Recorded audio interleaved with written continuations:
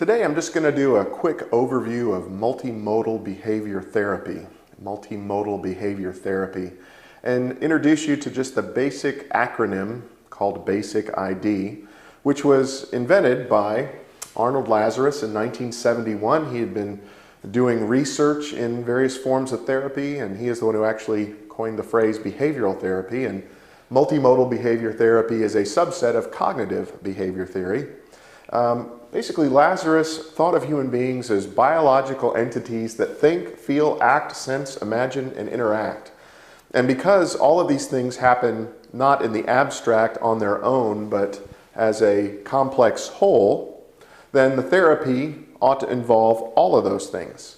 Those who make use of multimodal behavior therapy are encouraged to think in terms of their specific patient's needs and not just follow a set pattern of techniques. They're not to go get the playbook for this particular form of therapy and say, okay, step one, we do this, step two, we do that.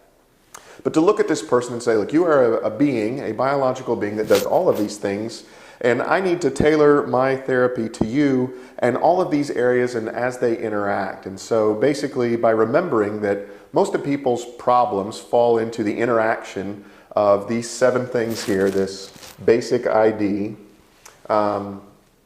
you keep those in mind while you deal with the person and frame your therapy to help them. Anyway, without going into all the ins and outs of multimodal behavior therapy, I just want to help you remember basic idea, because this is the one concrete thing in this form of therapy that you always come back to. And if you can remember what basic ID stands for, those are the areas that you're constantly hitting and trying to mesh together in this form of therapy. So basic ID is the acronym that you remember, and then you need to remember what each letter stands for. So B in basic stands for behavior. A, affect, your affections, feelings. C, sensation. You are a person who has sensory input coming in through your various 5 senses. So I, imagery. Here we're thinking of the imagination. C, cognition or thinking. I, interpersonal relationships. And then finally D, drugs and biology. So you are a biological being that acts and feels and senses and imagines and thinks and interacts. And some things affect you on the biological level. Some things are interacting with your behavior, with the way you feel, with the way you receive information about the world, with the way you imagine things, with the way you think, with the way you interact with others. If you remember these basic 7 things here, 1, 2, 3, 4, 5, 6, 7, these basic 7 things here, then you use that as the basis or the springboard to tailor individually a helping plan or a therapy plan for the patient. So the acronym Basic ID under multimodal behavior therapy: behavior, affect, sensation, imagery, cognition, interpersonal relationships, drugs / biology. These are the 7 basic areas that make up a human being, and they all interconnect, interlocking webs of mutual reciprocity, if you will.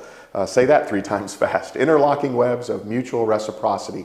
Everything connects to everything else. So you don't just abstract one and say, if I can correct the way you think, everything else will come into line. But I'm a thinking being who also feels, who also imagines, who also senses, who also acts, who also interacts, who also has a particular level of health and things like that. So they keep all of these connected to one another, realizing that they interrelate to one another, and there's mutual feedback between them. By keeping those things at the heart, then you craft an individual plan for that particular person to try to help them. This is a subset of cognitive behavior therapy invented by Arnold Lazarus in 1971.